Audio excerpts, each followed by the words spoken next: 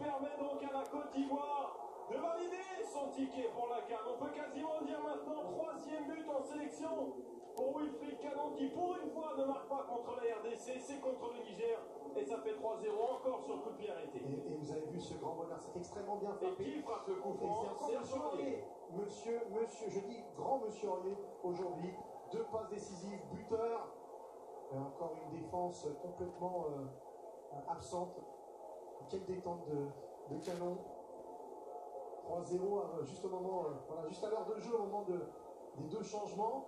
Et on a vu Patrice Baumel sauter sur le banc. Ouais, là, c'est le chaos définitif. Ouais, ça y ressemble, hein. 3-0 à l'heure de jeu. C'est peut-être même, ça peut être l'occasion de faire entrer dans les 15 prochaines minutes et soulager quelques joueurs en vue du match contre l'Éthiopie.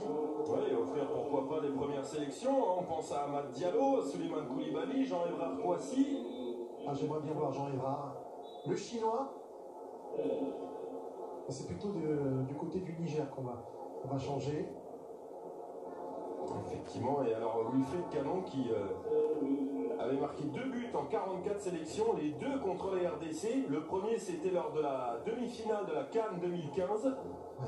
Et le 2. Alors là, ils ont refait l'engagement, ils l'ont donné à la Côte d'Ivoire. C'est incroyable, j'ai jamais vu ça. Ouais, ça. Et le 2e but de Canon, c'était, je crois que vous y étiez, nous y étions, mon cher Franck, c'était à Amiens, lors d'un match amical en octobre 2019, remporté 3 buts à 1 par les éléphants. Bien payé, j'ai envie de vous dire, si vous en souvenez. C'est vrai. On était plus près du match nul ce soir-là que de la victoire ivoirienne. Oui. Mais il y avait une belle rencontre, des dernières minutes intéressantes. On avait vu notamment côté RDC Jackson Moulik, hein. Oui. Une belle première période. Voilà. Mais malheureusement, pour la République du Congo, son chemin s'est arrêté sur la route du Cameroun. Ça va être l'un des grands absents de cette fête du football africain.